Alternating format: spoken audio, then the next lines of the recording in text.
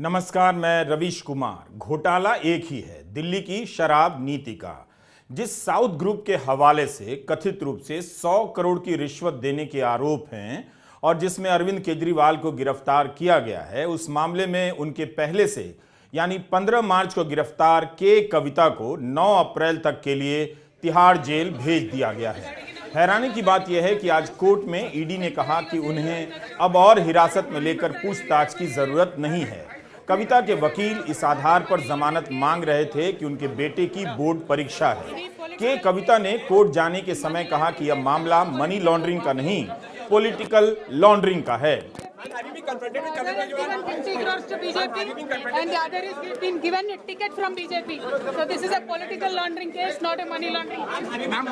उन पर आरोप लगाने वाला एक आरोपी बीजेपी में शामिल हो गया है, एक को बीजेपी से टिकट मिलने वाला है और एक बीजेपी को 50 करोड़ रुपए का चंदा दे रहा है। इस मामले में सरकारी गवाह बनाए गए अरबिंदो फार्मा के निदेशक रहे पी शरद चंद्र रेड्डी को पीठ दर्द के कारण जमानत मिल चुकी है। आम आदमी पार्टी के सौरभ भारद्वाज ने प्रेस कॉन्फ्रेंस में कहा था कि पीठ दर्द के नाम पर दफ्तर से छुट्टी नहीं मिलती, मगर इस केस में जमानत मिल गई। अगर आप जमानत के मामलों में पीठ दर्द की मेडिकल रिपोर्ट के इतिहास का अध्ययन करेंगे तो कई दिलचस्प जानकारियां आपको मिल जाएंगी। जर्मनी के बाद अब अमेरिकी विदेश विभाग के प्रवक्ता ने कहा है कि अमेरिका विपक्ष के नेता अरविंद केजरीवाल की गिरफ्तारी पर नजर रख रहा है। हम चाहेंगे कि इस केस में निष्पक्ष कानूनी प्रक्रिया का पालन हो। इससे पहले जर्मन विदेश विभाग के प्रवक्ता ने ऐसी टिप्पणी कर दी जिस पर भारत सरकार ने जर्मन दूतावास के डिप्टी मिशन हेड को बुलाकर चेतावनी दे डाली कि आंतरिक मामलों में हस्तक्षेप ना करें। अरविंद केजरीवाल क्यों गिरफ्तार हुए, इस बात को केवल एक आदमी अच्छे से आपको समझा सकता है, नवीन जिंदल। नवीन जिंदल के पीछे भी ईडी पड़ी रही। हालांकि वे कभी गिरफ्तार नहीं हुए, लेकिन अब भाजपा में आ गए हैं और कुरुक्षेत्र से बीजेपी के उम्मीदवार बना दिए गए हैं। अजीत पवार से लेकर तमाम ऐसे नेता हैं जिनका उदाहरण देकर आपको समझाया जा सकता है कि अरविंद केजरीवाल और मनीष सिसोदिया क्यों जेल में हैं, लेकिन नवीन जिंदल का मामला जरा ताजा है। हम इस वीडियो में इसकी भी बात करेंगे कि गोवा के चुनाव में आम आदमी पार्टी ने कितना खर्च किया, चुनाव आयोग ने कितना पैसा उस चुनाव के दौरान पकड़ा था, लेकिन आपके कार्यकर्ता आज प्रधानमंत्री के निवास का घेराव नहीं कर सके।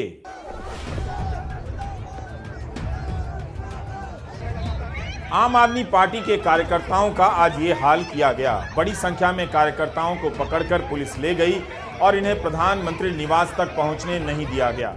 भयभीत कर देने वाले इस समय में आपके कार्यकर्ता सड़क पर उतरकर विरोध किए जा रहे हैं। पुलिस बस में भरकर ले जा रही है, तब भी नारे लगा रहे हैं। ईडी के द्वारा अपने नेता की गिरफ्तारी पर ऐसा प्रदर्शन किसी भी दल के कार्यकर्ता ने नहीं किया। आम आदमी पार्टी ने आज प्रधानमंत्री के निवास का घेराव करने का ऐलान किया था।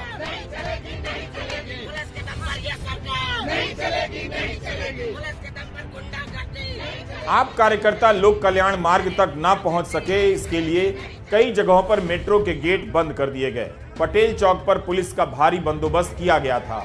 दिल्ली ट्रैफिक पुलिस ने एडवाइजरी जारी कर तुगलक रोड, सफदरजंग रोड और कमाल अतातुर्क मार्ग पर किसी भी गाड़ी के रुकने या पार्क करने पर रोक लगा दी। इन सभी मार्गों का संबंध उस लोक कल्याण मार्ग से है जहां पर आम आदमी पार्टी का प्रदर्शन होना था।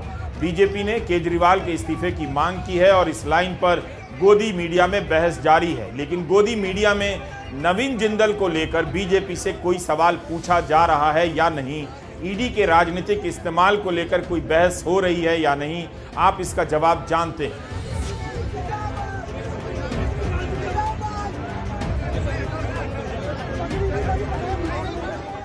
आपसे गुजारिश है कि इस वीडियो को आखिर तक देखिए। लंबे वीडियो देखने की आदत डालिए, यह काम गंभीरता का है। इस देश की डेमोक्रेसी की रील बन गई है और उस रील का रेल मत बनाइए। ईडी जेल फैक्ट्री बन गई है उन नेताओं के लिए जो किसी भी तरह से बीजेपी के लिए चुनौती हैं, और ईडी एंट्री गेट बन गई है उनके लिए जिन्हें धकियाकर बीजेपी में लाया जाता है या लाना होता है। जिस व्यक्ति को खुद नरेंद्र मोदी ने 2014 के चुनाव में कोयला चोर कहा था, आज उस व्यक्ति को लेकर हरियाणा के मुख्यमंत्री नायब सैनी कुरुक्षेत्र पहुंचे। ईडी ने जिसके खिलाफ चार्जशीट दायर की हो, कई बार छापेमारी की हो, वह बीजेपी के टिकट पर चुनाव लड़ने आ रहा है। तो आप जरा स्वागत देखिए और नारों में जय श्री राम के नारे सुनिए। नायब जी को जय श्री राम,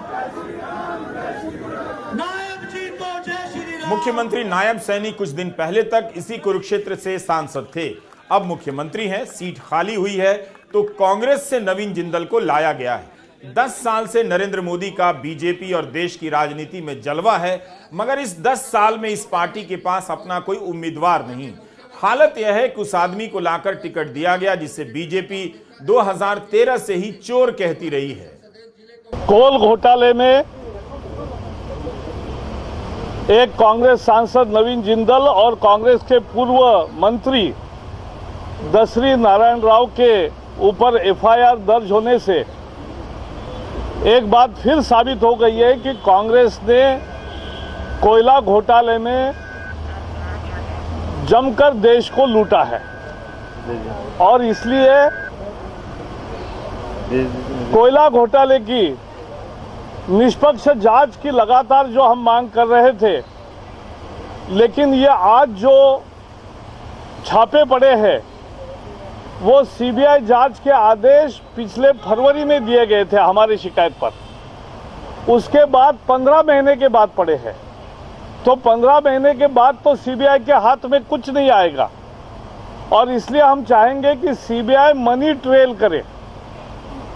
50 लाख करोड़ के खनिज संपदा, कोयले का भंडार 140 निजी कंपनियों को मुफ्त में दिया ऐसा सरकार बताती है और इसलिए हम मांग करते हैं कि उसका मनी ट्रेल जब तक नहीं होता कि भ्रष्टाचार के रूप में कितना पैसा किसने किसको दिया और वो पैसा कहां छुपाया है, तब तक ये घोटाले का सही सच बाहर नहीं आएगा।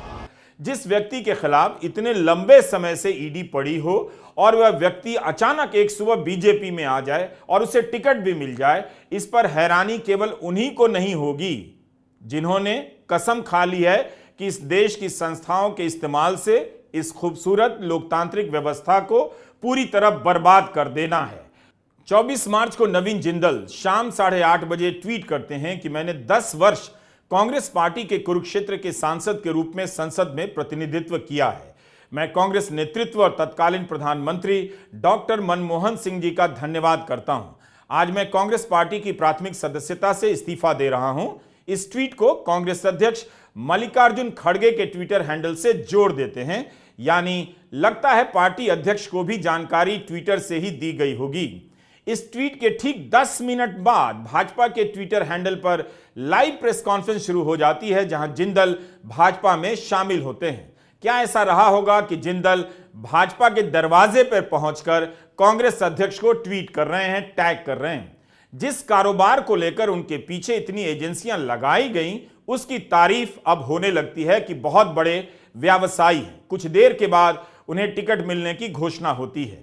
रात 12 बजे से पहले ही टीवी चैनलों पर नवीन जिंदल की बाइट चलने लग जाती है कि टिकट मिल गया है और मैं धन्यवाद करता हूं। अगले दिन जिंदल ने हरियाणा के मुख्यमंत्री नायब सिंह सैनी और पूर्व मुख्यमंत्री मनोहर लाल खट्टर के साथ अपनी तस्वीरें पोस्ट कर दी। नवीन जिंदल जी 2 बार 2004 से 2009 और 2009 से 2014 तक कांग्रेस में से कुरुक्षेत्र से मेंबर ऑफ पार्लियामेंट भी रहे हैं। वो एक कांग्रेस पार्टी के सीनियर लीडर रहे हैं और उनका जो है हरियाणा में एक वर्चस्व रहा है। साथ साथ वर्तमान में अभी कांग्रेस पार्टी के मेंबर होते हुए वो जिंदल पावर एंड स्टील के वो चेयरमैन भी हैं और जिंदल ग्लोबल यूनिवर्सिटी के चांसलर भी हैं। उनकी जो रुचि रही है वो एजुकेशन में और क्लाइमेट चेंज, इस तरह की चीज़ों में बहुत रुचि रही है और साथ साथ देश उनको इस बात के लिए भी याद करता है कि जो हम तिरंगा फहराते हैं घर घर में, उसमें उनका भी बड़ा योगदान रहा है। और मुझे लगता है कि नवीन जिंदल जी जैसे व्यक्ति इस भारतीय जनता पार्टी की माननीय नरेंद्र मोदी जी के नेतृत्व में विकसित भारत वाले यात्रा में जुड़ना, एक ऐसी पर्सनैलिटी है जो इंडस्ट्रियलिस्ट भी है, जो इकोनॉमी में एक बड़ा रोल प्ले करती है, राजनीतिक नेता के नाते, सांसद के नाते डिफेंस की स्टैंडिंग कमेटी पे काम किया है, एक्सटर्नल सिविल एविएशन के इसमें काम किया है, स्पोर्ट्स में रुचि रखने वाले स्पोर्ट्स पर्सन के नाते भी उनकी अपनी पहचान है, एजुकेशनिस्ट के नाते पहचान है। और इसलिए ऐसे नवीन जिंदल जी का मैं बहुत बहुत स्वागत करता हूं भारतीय जनता पार्टी में। दूसरे दल करें तो समझ में आता है, मगर राष्ट्रवाद, धर्म, राम राज्य की राजनीति करने वाली पार्टी राजनीति की उन्हीं अनैतिकताओं और गंदगी को समेटकर ललाट पर लगा ले, इसे कैसे समझा जाए? बीजेपी ने ऐसा क्यों किया? क्या इसलिए कि जनता होश में नहीं है, उसने गलत को गले लगाने का संकल्प ले लिया है? गोदी मीडिया जनता को याद भी नहीं दिलाएगा, खबरों से ये सब सवाल गायब हो जाएंगे और आप कहते हैं कोई घोटाला नहीं हुआ। यही सबसे बड़ा घोटाला है कि जिस पर घोटाले का आरोप लगाया गया, जिस पर 2015 से 2022 तक ईडी छापे मारती रही, उससे चंदा भी लिया गया और उसे अपनी पार्टी में भी ले लिया गया और टिकट भी दे दिया गया। सितंबर में जारी किया गया यह विज्ञापन बीजेपी के ट्विटर हैंडल पर अभी भी है। कोयला घोटाले को लेकर बीजेपी 24 के चुनाव में वोटर को याद दिलाना चाहती है और उसी घोटाले के एक आरोपी नवीन जिंदल को अपनी पार्टी में ले आती है। इस तस्वीर को देखिए। कर्नाटका के जनार्दन रेड्डी अमित शाह से मुलाकात कर अपनी पार्टी का विलय बीजेपी में कर रहे हैं। जनार्दन रेड्डी पर सीबीआई के 9 मामले लंबित हैं। जिस व्यक्ति के खिलाफ 5 साल में अवैध खनन के इतने मामले दर्ज हों, उसे अमित शाह बीजेपी में क्यों ले रहे हैं? रेड्डी ने अपने बयान में कहा है कि वे अमित शाह को बाहर से समर्थन देना चाहते थे, लेकिन अमित शाह की इच्छा थी कि मर्जर किया जाए। जनार्दन रेड्डी के मामले का संबंध सीधे सीधे कोयला घोटाले और ईडी से नहीं है, लेकिन इस मामले में भी जांच एजेंसियों की विश्वसनीयता दांव पर है। बीजेपी विरोधी दल के नेताओं से कहती है जांच एजेंसियों पर भरोसा कीजिए और कोर्ट के आदेश का इंतजार, मगर बीजेपी खुद जांच एजेंसियों की कार्रवाई के बाद भी कई नेताओं को अपनी पार्टी और पाले में ले आती है। हरियाणा के मुख्यमंत्री एक तरफ नवीन जिंदल का बीजेपी में स्वागत कर रहे हैं और केजरीवाल से कह रहे हैं कोर्ट में साबित करें, अगर गलत नहीं किया है तो अदालत का सामना करें। इसका मतलब तो यही हुआ कि जेल में रहे। यही बात नवीन जिंदल और जनार्दन रेड्डी पर क्यों नहीं लागू हो सकती? आज नवीन जी को बहुत बहुत बधाई देता हूं और पूरे कार्यकर्ताओं को आज जो उत्साह देखने को मिला, मैं इसके आधार के ऊपर ये बात कह सकता हूं कि यहाँ से नवीन जिंदल जी बड़े मैंडेट के साथ जीत करके नरेंद्र मोदी जी को तीसरी बार प्रधानमंत्री बनाएंगे। हमारे एक हरियाणा के अंदर कहावत है कि हाथी के दांत खाने के और दिखाने के और, ये सेम कहावत ये आम आदमी पार्टी के ऊपर लागू होती है। और उन्होंने जिस प्रकार का मंच से खड़ा होकर के कहा कि हम कट्टर ईमानदार हैं, हमारी पार्टी कट्टर ईमानदार है, आज उसका चेहरा पूरे देश के सामने आया है।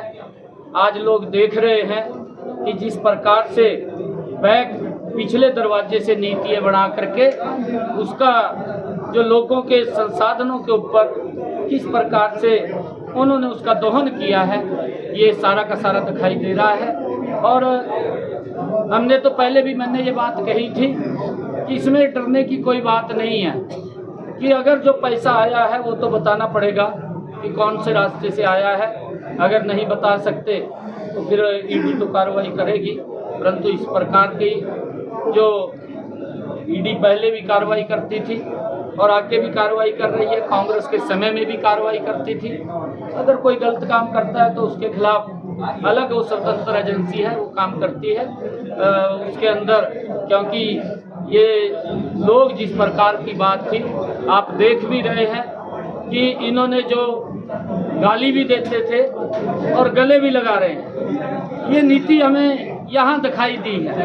अगर आप लोग देखेंगे इनको लगातार गाली देने का काम भी केजरीवाल ने किया है और फिर गले लगाने का काम भी सबसे पहले आके आकर के ये केजरीवाल इस गठबंधन गठबंधन के साथ आया है। नवीन जिंदल का बीजेपी में शामिल होना किसी भी नेता का अपनी पार्टी से झोला लेकर बीजेपी में चले आना नहीं है। ठीक 1 साल पहले रिपोर्टर्स कलेक्टिव ने एक रिपोर्ट की, आप ध्यान से सुनिए, पता चलेगा कि इन लोगों के तार कहां कहां जुड़े होते हैं। भारत का लोकतंत्र चाहे कांग्रेस के भीतर के ऐसे उम्मीदवार हो या बीजेपी के इन जैसों के हाथों खिलौना बनकर रह गया है। आप जनता 5 किलो फ्री अनाज पर खुश हुए जा रहे हैं, यहां इस तरह के खेल रचे जा रहे हैं। रिपोर्टर्स कलेक्टिव के पत्रकार श्री गिरिजेश जलिहल और कुमार संभव की मार्च 2023 की एक रिपोर्ट है जिसकी याद दिलाना चाहता हूं। यह रिपोर्ट अल जजीरा की वेबसाइट पर छपी है। इस रिपोर्ट में बताया गया है कि 2014 में सुप्रीम कोर्ट ने 204 कोयला खदानों को निरस्त कर दिया। इसमें जिंदल समूह के 9 ब्लॉक में माइनिंग करने का जो ठेका मिला था वो निरस्त कर दिया गया। लाइसेंस क्यों रद्द हुआ? क्योंकि राज्य सरकार की कंपनियों को खदान मिलता था, वो कंपनियां प्राइवेट कंपनियों को गुप्त रूप से ठेके पर दे देती थीं और मुनाफा सरकार को नहीं प्राइवेट कंपनियों को हो जाता था। मतलब यही आरोप हुआ कि ये कंपनियां राज्य सरकारों को चूना लगाने में उसी के साथ मिलकर खेल खेल रही थीं।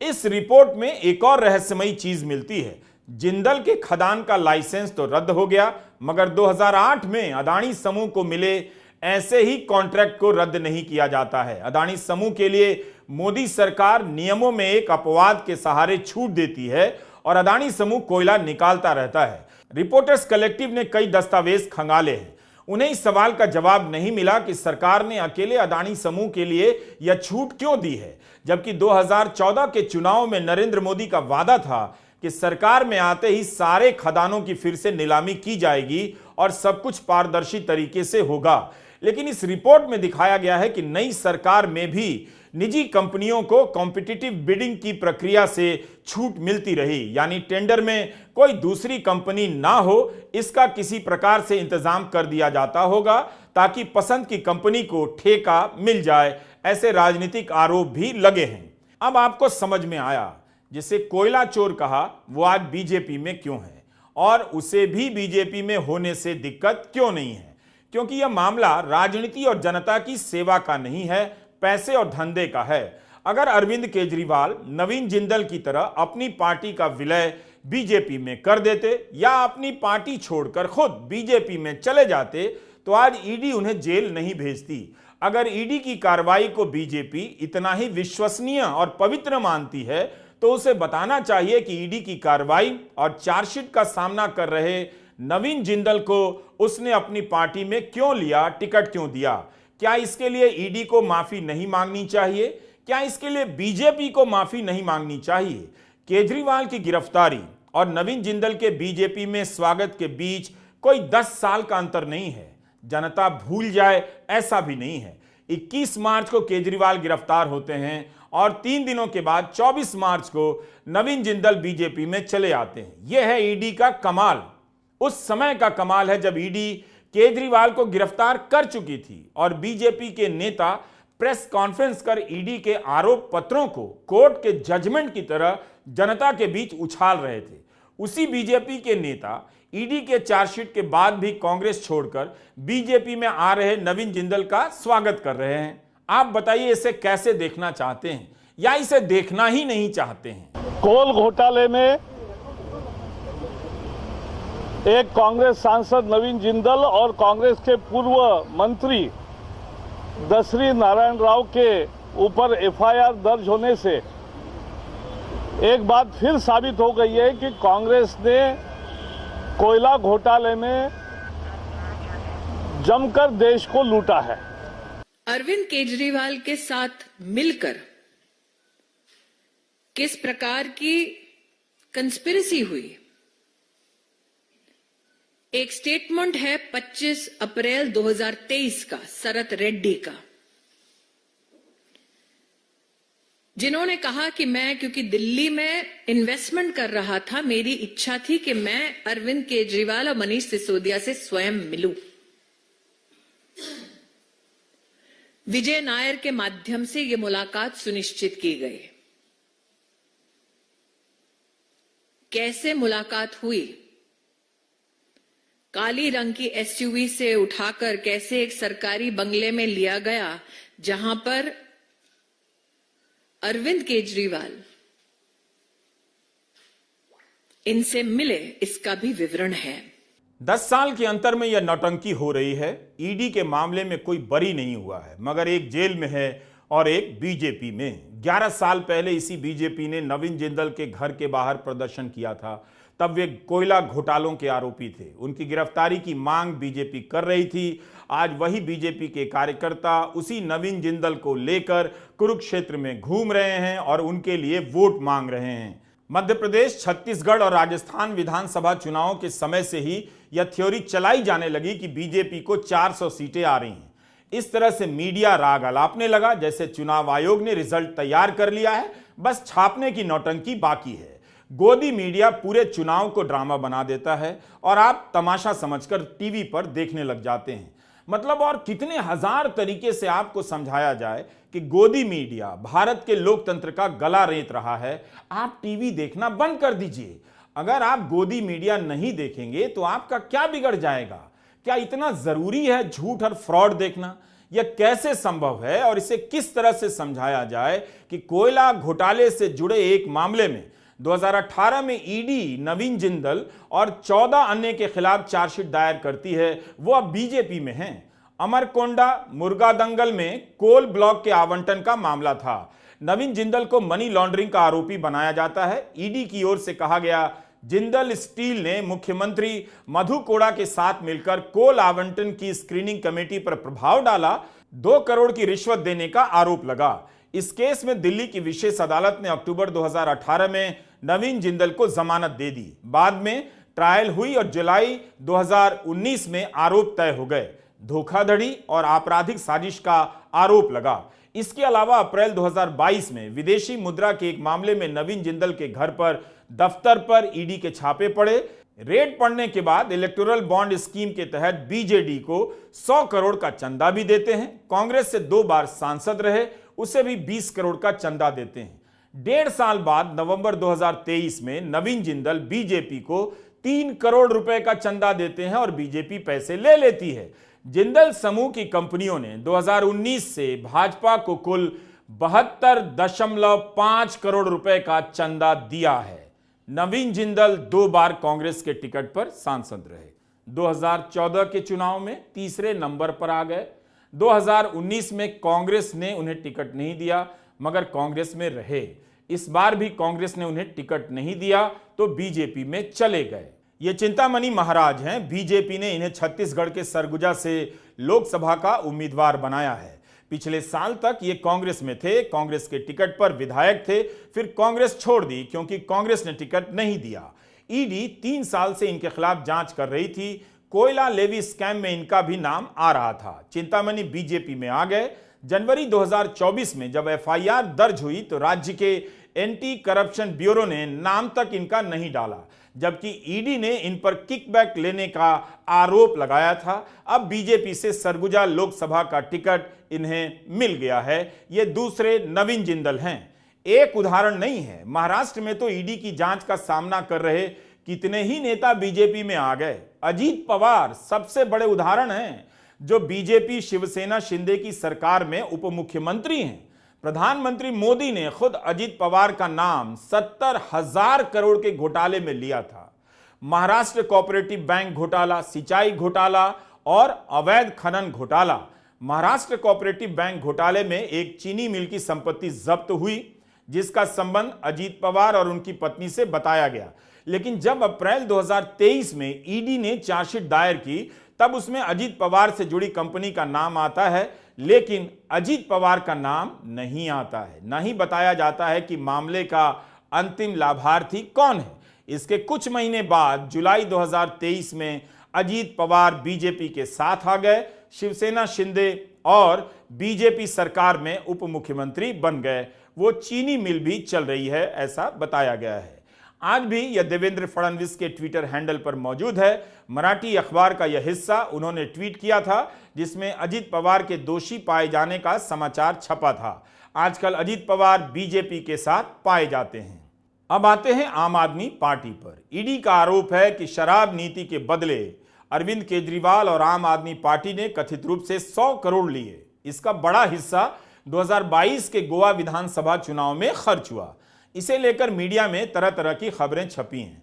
फरवरी 2023 के times of India, India today, Indian express में खबरें छपी हैं कि आम आदमी पार्टी के नेता विजय नायर ने कथित रूप से 100 करोड़ लिए और उसका कुछ हिस्सा 2022 के गोवा चुनाव में खर्च किया गया।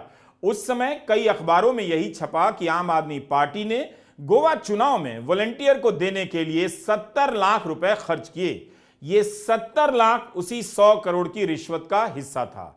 यह पैसा साउथ ग्रुप ने दिया जिसमें बीआरएस की के कविता, आंध्र प्रदेश के मुख्यमंत्री जगन रेड्डी की पार्टी वाईएसआरसीपी के सांसद मागुंता श्रीनिवासुलु रेड्डी और अरबिंदो फार्मा के निदेशक पी शरद चंद्र रेड्डी शामिल थे।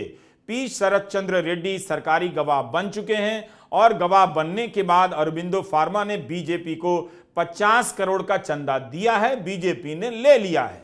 क्या आपको अब भी नहीं दिख रहा कि वाईएसआर कांग्रेस के सांसद मागुंता रेड्डी का बेटा इस मामले में जेल गया था? वो अब सरकारी गवाह बन गया है और ये सांसद जी अपनी पार्टी छोड़कर टीडीपी में आ गए हैं। आंध्र प्रदेश में टीडीपी का बीजेपी के साथ गठबंधन हुआ है। ईडी का छापा पड़ा है तो सीधे बीजेपी में या बीजेपी के सहयोगी दल में चले जाइए, बच जाइएगा। जेल से बचने का सबसे सुरक्षित रास्ता, मतलब आपको और किस तरह का प्रमाण दिया जाए? क्या इस तरह से चुनावी राजनीति की गोटियां सेट की जा रही हैं और 400 पार का दावा किया जा रहा है? हमारा फोकस इस बात पर है कि फरवरी 2023 में खबरें छप रही थीं कि गोवा चुनाव में आम आदमी पार्टी ने 70 लाख रुपए अपने वॉलंटियर को दिए। यह पैसा शराब नीति के बदले ली गई रिश्वत से आया था। अब 21 मार्च को अरविंद केजरीवाल की गिरफ्तारी होती है। उसके आसपास की छपी खबरों को देखिए। इसमें 70 लाख गायब हो जाता है। अब इसकी जगह 45 करोड़ छपने लगा है। ईडी ने दावा किया है कि हवाला रूट से गोवा चुनाव का पैसा आया और खर्च किया गया। अब आते हैं चुनाव आयोग के आंकड़ों पर। चुनाव आयोग का डेटा बताता है कि गोवा के चुनाव में सबसे अधिक पैसा तृणमूल कांग्रेस ने खर्च किया, 47 करोड़। उसके बाद बीजेपी 17 करोड़ खर्च करती है। कांग्रेस तीसरे नंबर पर 12 करोड़ रुपए खर्च करती है। आम आदमी पार्टी ने करीब 4 करोड़ रुपए खर्च किए। इन चारों में सबसे कम खर्च करती है आम आदमी पार्टी। उस पर हवाला के जरिए 45 करोड़ रुपए खर्च करने के आरोप लगा दिए जाते हैं। आम आदमी पार्टी के गोवा अध्यक्ष अमित पालेकर ने हाल ही में कहा है कि पार्टी ने गोवा में चुनाव अपने दम पर लड़ा। आपके 39 उम्मीदवारों में से मात्र 2 ही जीत सके थे। जब भी चुनाव होते हैं एयरपोर्ट से लेकर सारे रास्तों की नाकेबंदी कर दी जाती है। चप्पे चप्पे पर तलाशियां होती हैं। राजस्व विभाग के अफसर भी उतार दिए जाते हैं ताकि कहीं से भी पैसा किसी भी रास्ते से चुनाव में ना आए। ईडी कहती है कि 45 करोड़ रुपए का इस्तेमाल गोवा के चुनाव में आम आदमी पार्टी ने हवाला के जरिए किया। क्या यह चुनाव आयोग की व्यवस्था पर गंभीर सवाल नहीं है? आखिर एक पार्टी इतना पैसा हवाला के जरिए किस तरह से वहां ला सकती है और खर्च कर सकती है? चुनाव आयोग वहां क्या कर रहा था? चुनाव आयोग ने तो यही कहा है कि गोवा चुनाव के दौरान कुल करीब 13.25 करोड़ की जब्ती हुई, जिसमें कैश भी है, शराब भी है, नशीले पदार्थ भी हैं और फ्रीबीज भी हैं। कुल 13 करोड़। क्या चुनाव आयोग ने कभी कहा कि इन 13 करोड़ में से किसी भी प्रकार का पैसा हवाला के जरिए आया है? क्या चुनाव आयोग को जानकारी थी कि उस चुनाव में हवाला के जरिए पैसा घूम रहा था, या चुनाव के बहुत बाद ईडी को पता चलता है? क्या चुनाव आयोग ने कभी किसी स्तर पर शिकायत की हो कि यह पैसा हवाला का था? 16 मार्च को जब मुख्य चुनाव आयुक्त प्रेस कॉन्फ्रेंस कर रहे थे लोकसभा चुनाव के कार्यक्रमों को लेकर, तब पत्रकारों ने भी पूछा था कि केवल यही बताया जाता है कि पैसा जब्त होता है, मगर उसके बाद क्या कार्रवाई होती है कभी चुनाव आयोग की तरफ से नहीं बताया जाता है। मुख्य चुनाव आयुक्त ने एक बार भी नहीं कहा कि हवाला का रैकेट होता है, इसलिए पता करने में ज्यादा समय लग जाता है। Sir, every election you are getting new experience regarding the control of money power. How are you going to control the money power? For example, last election 2019, at Vellore constituency, the candidate Kadir Anand from his place, crores and crores of rupees money has been recovered from him. But what kind of action has been taken against him? And he is going to be the future candidate from the same constituency. I would like to ask कि जो आपने बताया कि 3500 करोड़ रुपए को seize किया, उसके बाद कार्रवाई कितने लोग जेल गए, कौन कौन सी पॉलिटिकल पार्टीज इन्वॉल्व थी, और जो लीकर सीज किया गया उसमें कितने केसेस रजिस्टर हुए, उसकी डिटेल्स इलेक्शन कमीशन हमारे साथ कभी शेयर करता नहीं है आफ्टर द इलेक्शन हैपन्स। हम सभी जानते हैं कि चुनावी चंदे के बॉन्ड और ट्रस्ट से किस पार्टी को 12,930 करोड़ का चंदा मिला है। बीजेपी को मिला है। कौन सी पार्टी चुनाव में सबसे ज्यादा पैसा खर्च करती है? बीजेपी करती है। क्या ईडी को कभी भी हवाला का संदेह नहीं होता? क्या यह बात किसी को समझ आती है कि जिस नवीन जिंदल के खिलाफ ईडी कार्रवाई करती हो, वही नवीन जिंदल बीजेपी में शामिल होकर लोकसभा का टिकट कैसे पा जाते हैं? साफ दिख रहा है कि ईडी का दुरुपयोग सारी सीमाओं को पार करता जा रहा है। इसके छापे से तीन बातें नजर आने लगी हैं। हम सब ने देखा कि छापे के बाद कंपनियों ने कई 100 करोड़ का चंदा बीजेपी को दे दिया। फिर चार्जशीट या छापे के बाद कई नेता अपनी पार्टी को छोड़कर और तोड़कर बीजेपी में आ गए। तीसरी बात यह नजर आती है कि जो भी इन दोनों काम से मना करता है, केजरीवाल की तरह जेल में डाल दिया जाता है। अजीत पवार को गिरफ्तार नहीं किया गया, लेकिन अरविंद केजरीवाल और हेमंत सोरेन को जेल भेज दिया गया। नवीन जिंदल बीजेपी में आ जाते हैं। उनका आना बता रहा है कि ईडी से डरने की जरूरत नहीं है, बस ईडी के छापे के बाद तुरंत बीजेपी में आ जाने की जरूरत है। इसमें देर होगी तो जेल हो जाएगी। नमस्कार, मैं रवीश कुमार।